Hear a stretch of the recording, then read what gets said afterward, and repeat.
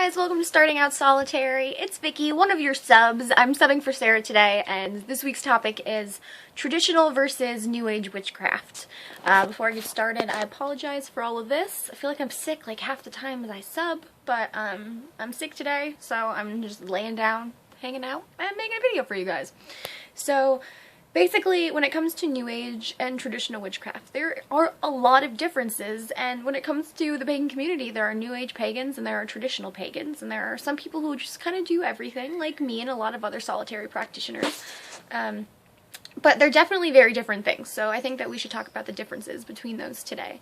If you look at the old traditional witchcraft, you see people with covens. You see covens that to make a coven, you have to be a person who is, I think it's called inducted, or is that when you do it yourself? You're either inducted in or, oh yeah, dedicating is when you do it yourself, inducting is when someone else does it.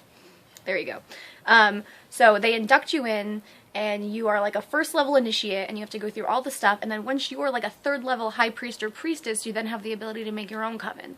I see a lot of people now who are like, oh, my coven, blah, blah, blah, and I'm like, oh, cool, so who's the high priestess, who's gonna train, blah, blah, blah. They have no idea what I'm talking about, and I'm like, okay, so you don't have a coven, you have a circle.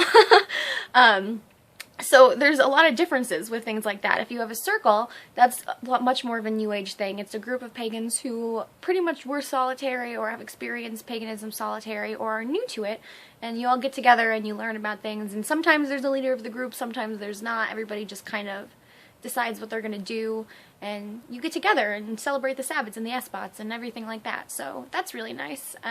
But a coven is definitely different from a circle, and if you look at the traditional witchcraft, covens are supposed to be people who are trained, who have been taught, who have experienced coven life and are making a new coven to have their own initiates and their own people, but there's definitely a lot of training involved, and it's a lot more serious than a circle. So I think if you're in a coven, that's awesome. If you're in a circle, probably shouldn't call it a coven, because it's a little bit disrespectful to the people who have put so much time, energy, and love and passion into their craft to get where they are. And I understand that in like some places it's different and you don't have the same access to being in a coven, but that's one of the really big things that I've noticed about the differences between the two.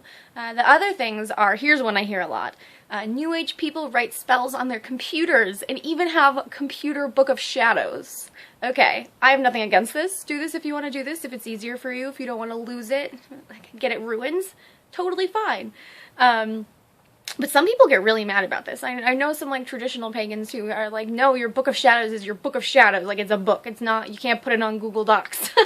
But I don't know. I've written spells on my computer before, and I don't print them out. I rewrite them before I do them. And I usually, when I do a spell, I have a copy that I physically use with the words written on it, and then another spell that I keep, so if I want to do the spell over. But usually, like with sigil burning and stuff, I get rid of one of the spells when I'm doing it.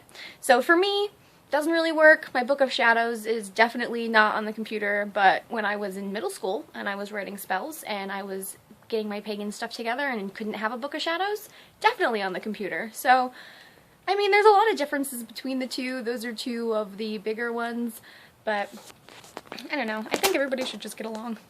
Everybody should just be happy with what they're doing, but I think one of the biggest differences between traditional and New Age is New Age people are usually solitary, usually not as trained, and usually a lot more laid back about their practice. So that can be really awesome, and that can be a really awesome environment to be in. And then there's also the traditional people who are really awesome and really want to teach you and like get you into everything, and then there are the traditional people who are like, well, you are not cool enough for us. So I think it just depends on who you are, where you're around. Things like that. The traditional people who are usually more closed off, or I'm talking they're like 50 years old, so it's different. There's a huge like variety in age of people with these, and a lot of the traditional witches are usually much older. I think that's everything I wanted to cover. So yeah.